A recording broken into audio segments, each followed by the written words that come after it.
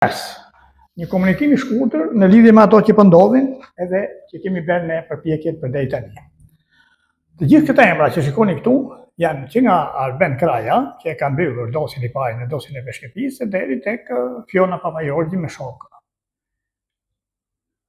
Jo vetëm kriminal, që është Fredi Beleri, sepse po të mos ishte kriminal do kishte ardhur në Shqipëri numri i serisë së armë të kapur, për është kapur në Greqi, por është edhe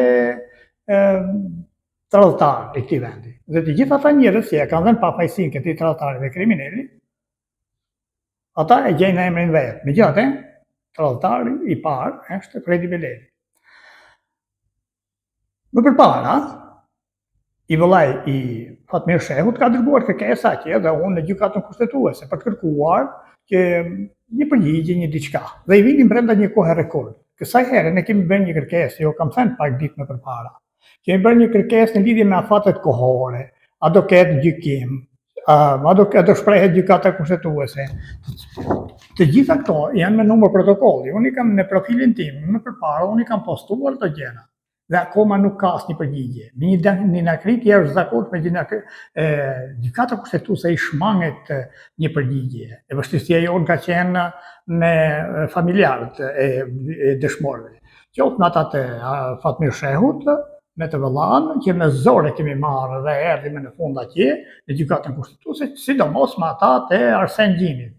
As e motra, as i vëllai, as kushriri nuk pranojnë të vinë të interesohen, megjithëse i kemi paguar thash, jam duke punuar për të bërë lekët për të operuar syrin, dhe kur e puna kemi paguar nga GPO, nga miqtani kanë nxjerrë 1.400.000, 1.000 euro vetëm ata për të paguar atë proces gjyqësor, ankimin që bëhet në gjykatën kushtetuese, kur e puna sot, familjarët e dëshmorit Arsen Gjini, me patërpësinë e tyre kërkojnë nga njerëzit që nëse është Dilaveri aty ne nuk vim. Imagjino ku ka shkuar puna. Të kesh bërë gjithë atë punë me gjithë të qejë, ose s'kem vetëm, më kanë ndihmuar, më keni ndihmuar, dhe kur e puna, ata kërkojnë edhe i kushriri i tyre, që do të flasë mirë për ta, me të ardhmen, do flasë bukur, do i përshtatën tamam, kur nuk pranojnë gjallë që të vinë aty, kur jam unë aty nuk pranojnë. Po që Dilaveri aty thonë ne nuk vim ripar ju. Atë ankimimin ne kemi bërë. Çështja është që gjykata kushtetuese nuk po shprehet, do na kalojnë afatet kohore. Është mirë që këta emra mos t'i harroni. Nesër pas nesër, gjykata kushtetuese mund të bëjnë ndonjë hata të madhe dhe ju duhet ta shikoni se kush janë ata që e bën, që nga fillimi deri në fund. Janë këta 12 emra që këtu. Është një sofër horrash, një sofër bastardësh, që janë duke e krijuar të gjitha lehtësitë që Fredi Beleri të vazhdojë të mbretërojë në Shqipërinë e Jugut, se do flasim në të ardhmen, edhe në Parlamentin Evropian të bëjë si të dojë ai, së bashku me tradhtarët tjerë shqiptar. Prandaj kjo sofër horrash nuk duhet harruar asnjëherë, sepse kalojnë momentet vështira si botë, edhe si rajon, edhe si kontinent, por edhe si vend. Nuk i dihet si trazohet situata.